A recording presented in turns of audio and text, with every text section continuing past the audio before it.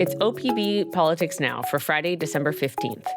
This week, Governor Tina Kotek unveiled a list of recommendations she has for rejuvenating Portland's downtown, which has struggled to recover amid an economic downturn, sprawling homelessness crisis, and surge in illicit drug sales. The suggestions aren't a huge surprise to anyone familiar with downtown Portland's problems, but illustrate some of the biggest challenges on the city and state's horizon. Today, we'll give you a rundown on how we got here and what's next. Welcome to the podcast. I'm OPB Portland City Government reporter Alex Zielinski. I'm OPB Politics reporter Dirk VanderHart. And I'm OPB Business reporter Kyra Buckley. So, Dirk, can you start us off with a little background? Where did these recommendations come from, and who were they informed by? Sure. These were the product of what is known as the Portland Central City Task Force. That's this fairly sprawling body, something like 45 people just in the main committee, that Governor Tina Kotek announced in August as a way to sort of show urgency for rejuvenating downtown Portland.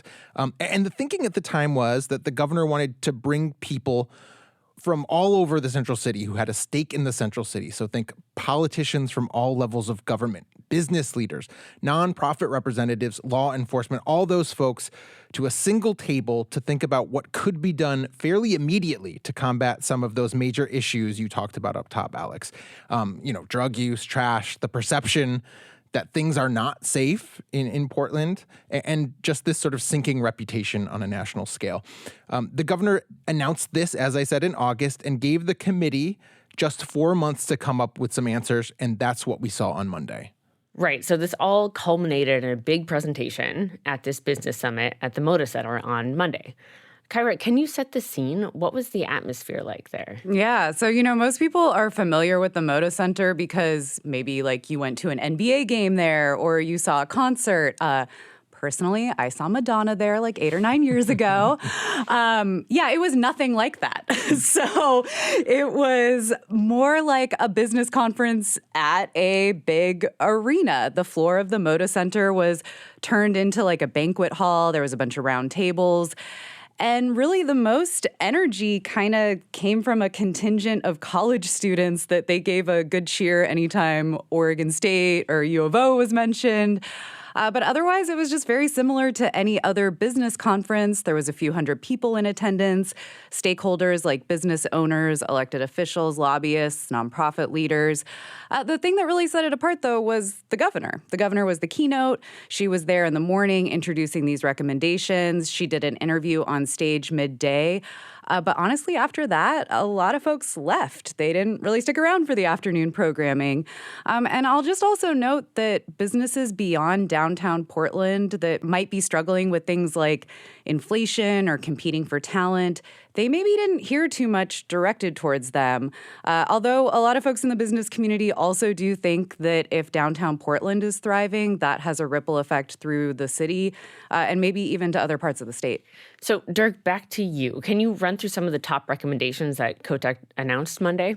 Sure, yeah. And let's just be clear, we're talking about the central city here. I think we shorthand it downtown. It's actually for people familiar with Portland, there's some of the east side on there. It goes down to the south waterfront, maybe a little more expansive than the traditional version or definition of downtown.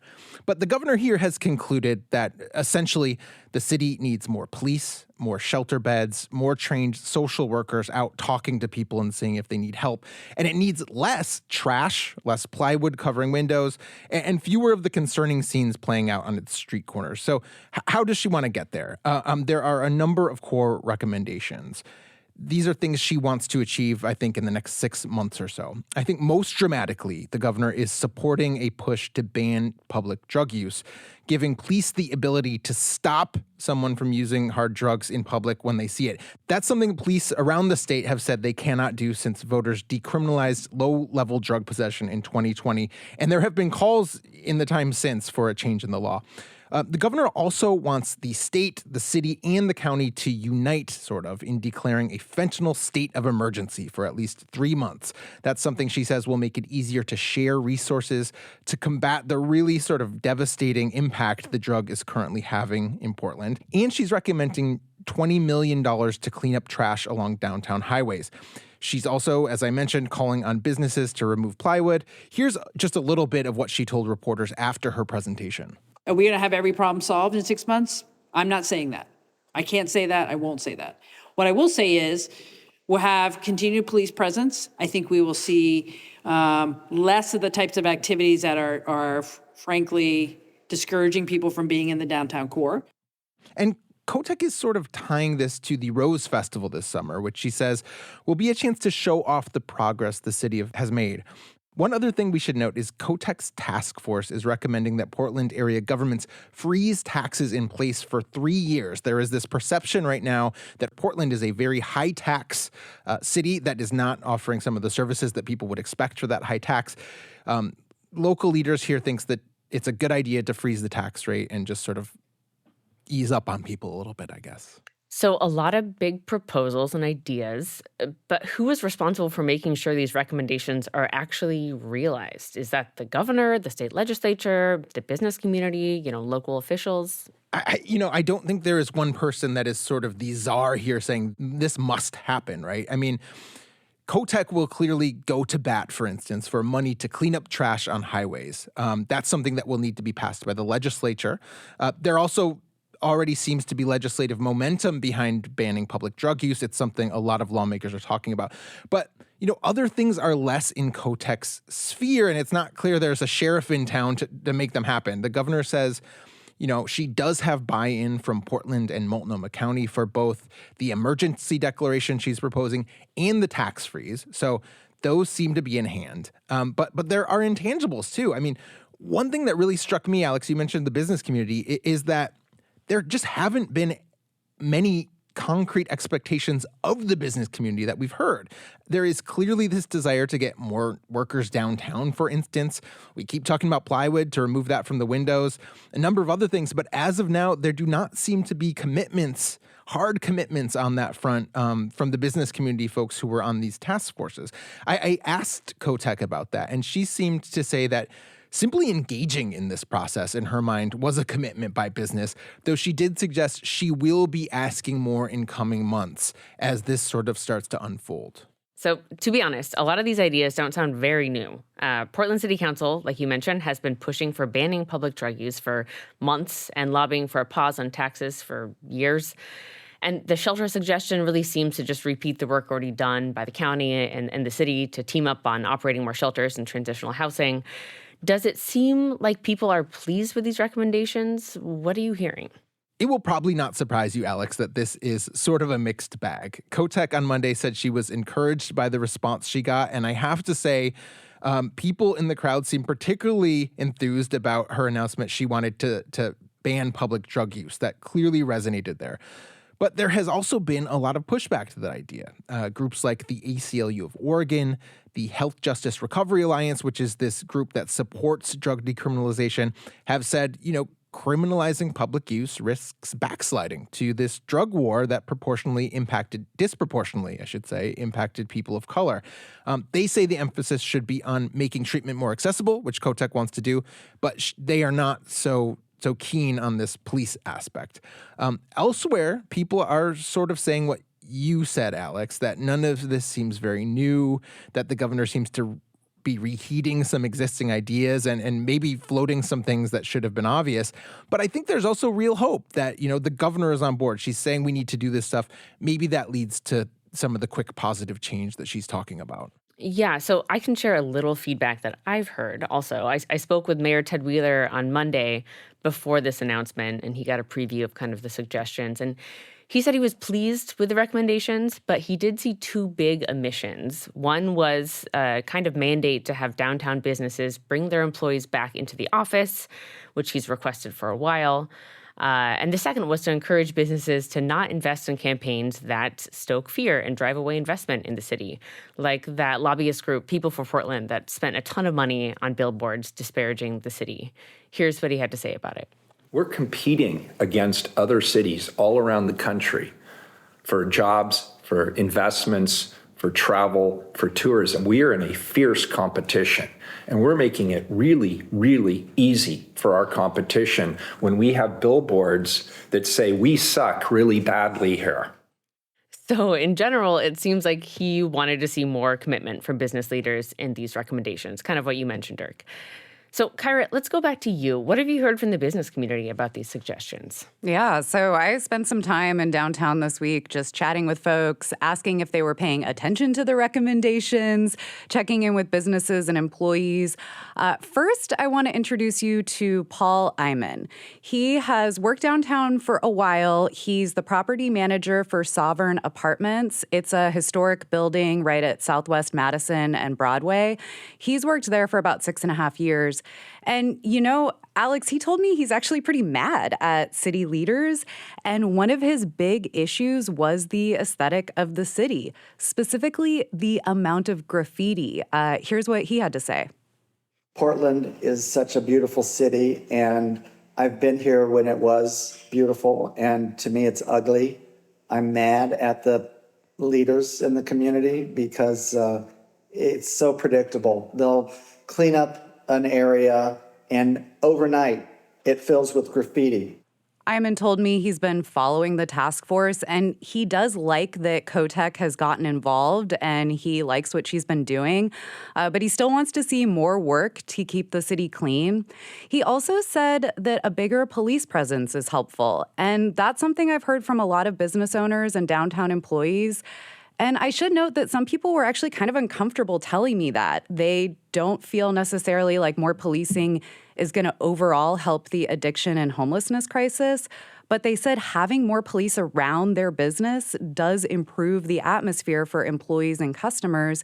And in general, that was something people liked about the recommendations. As has been mentioned, downtown businesses, they do have a pretty high tax burden, and it has gone up in recent years. So that recommendation to pause new taxes and fees, that one was very welcome. But the task force was also pretty limited in a lot of ways. So I also talked with Lisa Schroeder. She's the executive chef and owner of Mother's Bistro. It's at Southwest 3rd and Ash, and she was on the task force. So she told me she pushed for a few things that didn't quite make it on the list. So while I didn't see all the things that I would have wanted to see, like a Cheers type van to take intoxicated people off the street and a detox center for them to heal, it was explained to me that that wasn't on the list because that's going to take more than 6 months to do. And Schroeder said she gets it, that the task force is really focused on short-term solutions to kind of jumpstart downtown's recovery. But I think that's important to keep in mind, that there's still a lot of work to be done for more long-term solutions. Right. It's just a drop in the bucket to some folks.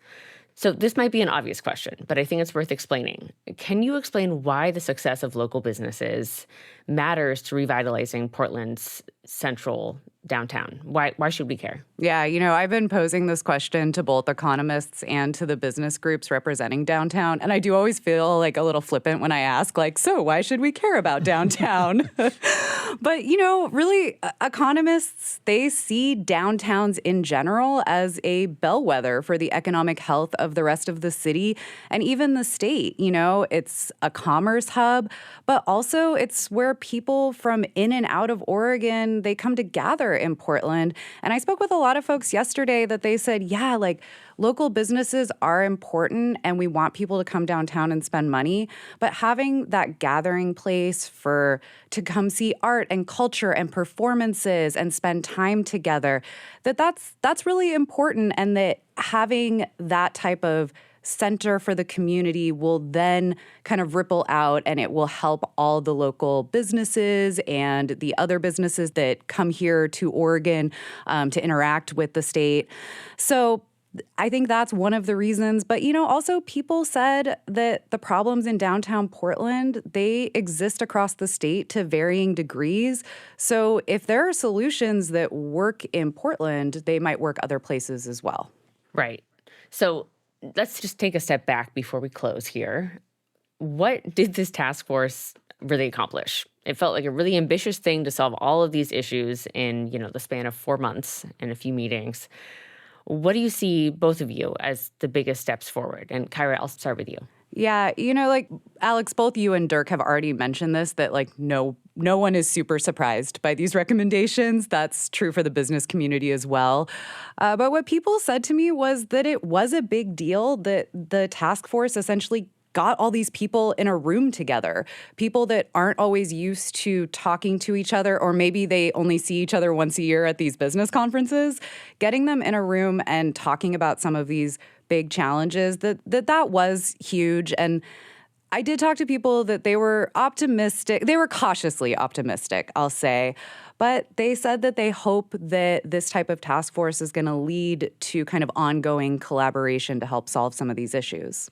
And I think that's what we heard from a lot of government folks too. Kotek especially, her big thing here was alignment, I mean, the governor, since she came into office, has not made much of a secret that she's not too happy with the leadership in Multnomah County and Portland and how they've tackled some of this stuff. So she kind of sprung this on them and said, look, we need to get a bunch of people on board here, rowing in the same direction. I think she believes that through this process, all three levels of government can begin doing that. I mean, here's part of what she told reporters. The alignment and the amplification of this work is going to be critical for the next 6 months to show not only the state, but the nation that Portland is turning a corner. And we are focused on results to make this a place where people want to visit and live in. And that's part of the recovery we're focused on. And, even if some of these ideas existed, certainly they did, Alex. I think she would argue that the conversations were fruitful for finding buy-in. But here's the other thing I think we should keep in mind, right? And Kyra kind of said this, it doesn't stop here. And from my angle, what I cover, we have a legislative session coming up in February. There is, for instance, a growing drumbeat to go farther than the governor is proposing here, particularly when it comes to what kinds of crimes exist. Are we going to recriminalize small-time possession of drugs? That's something that a lot more people are talking about. The governor was non-committal this week when asked if she would support that. So, these recommendations are there. The reality of what we might be seeing could be a lot different, and as we often say at the end of this podcast, I think we will just have to see how that goes. We'll have to wait. Well, let's leave the conversation here for the day. The good news is we'll be back soon with more political coverage next week. Dirk and Kyra, thank you for joining me. This week's episode was produced by Andrew Thien, and our audio engineer is Nalene Silva. Our music comes from Audio Network. We'll be back next week with more political news from across the Pacific Northwest. Until then, you can find all of OPB's reporting at opb.org. Thanks for your support, and thanks for listening.